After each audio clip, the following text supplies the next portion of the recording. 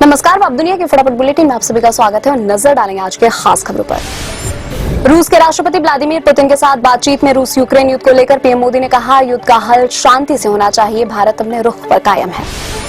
BRICS सम्मेलन में भाग लेने के लिए रूस पहुंचे भारत के पीएम मोदी ने कजान में कहा, ब्रिक्स ने अलग पहचान बनाई है, आज कई देश ब्रिक्स के साथ जुड़ना चाहते हैं।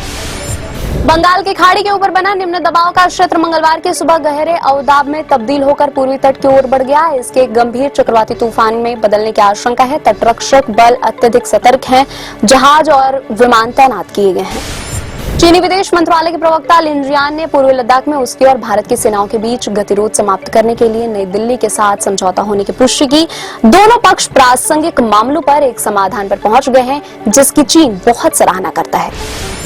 एलएसी पर गश्त को लेकर चीन के साथ हुए समझौते पर सेना प्रमुख जनरल उपेंद्र द्विवेदी ने कहा, फिलहाल हम विश्वास बहाली के प्रयास कर रहे हैं और इसे हासिल करने के लिए दोनों पक्षों को एक दूसरे को आश्वस्त करना होगा।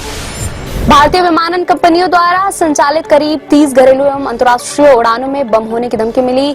जेदा जाने वाले इंडिगो की 3 उड़ानों को सऊदी अरब एवं कतर के हवाई अड्डों की ओर से मोड़ लिया गया। पंजाब सरकार ने जेल में बंद डेरा सच्चा सौदा प्रमुख गुरमीत राम रहीम सिंह के खिलाफ 2015 में हुई बेअदबी की घटनाओं को लेकर मुकदमा चलाने की मंजूरी दी। इन घटनाओं के कारण भड़के प्रदर्शन के दौरान पुलिस गोलीबारी में 2 प्रदर्शनकारियों की मौत हो गई थी। जम्मू कश्मीर के गांदरबल में मजदूरों पर आतंकी हमलों की जांच करेगा एनआईए। इलाके में जारी है सेना का सर्च ऑपरेशन। मृतकों का उनके गृह ग्रामों में अंतिम संस्कार हुआ। पाकिस्तान का लाहौर दुनिया का सबसे प्रदूषित शहर का वायु गुणवत्ता सूचकांक 394 पर पहुंचा। पाकिस्तानी पंजाब के मंत्री ने कहा, हमने इस मामले को सुलझाने के लिए कई पहल की है और अब हम शहर में कृत्रिम बारिश की योजना बना रहे हैं। कांग्रेस महासचिव प्रियंका गांधी वाड्रा जब 23 अक्टूबर को वायनाड लोकसभा उपचुनाव के लिए करेंगी नामांकन दाखिल। कांग्रेस का फैसला, रोड शो के दौरान पार्टी अथवा सहयोगी दलों को झंडों के इस्तेमाल पर नहीं होगी कोई पाबंदी।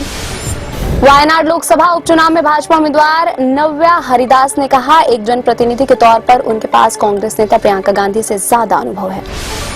उत्तर प्रदेश के मुख्यमंत्री योगी आदित्यनाथ ने राज्य की पिछली सरकारों पर रेशम उद्योग और अन्य परंपरागत उत्पाद क्षेत्रों की उपेक्षा का आरोप लगाया। कहा, प्रदेश के किसानों और उद्यमियों को इस बेरुखी का दंश झेलना पड़ा।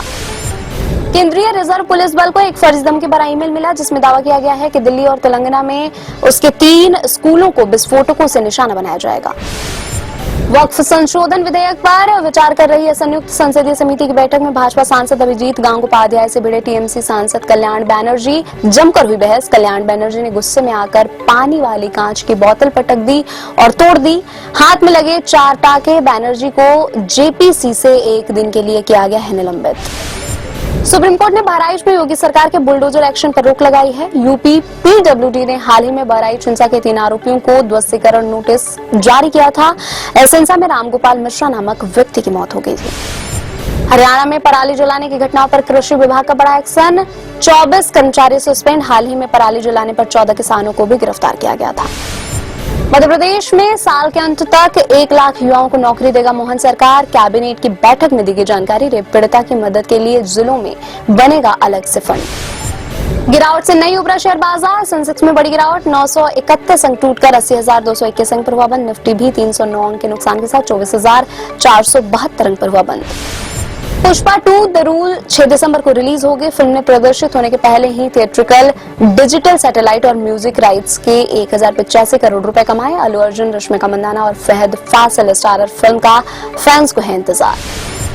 लॉरेंस बिश्नोई की धमकियों को दरकिनार करते हुए सलमान खान फिर से काम पर लौट आए हैं। उन्होंने AR मुरुगदौस निर्देशित फिल्म सिकंदर की शूटिंग शुरू कर दी है। यह मूवी ईद 2025 पर रिलीज होगी। ये थी आज की फटाफट बुलेटिन। ऐसे ही ताजा अपडेट्स के लिए बने रहे हमारे साथ, यानी कि विजिट करें वेब दुनिया पर।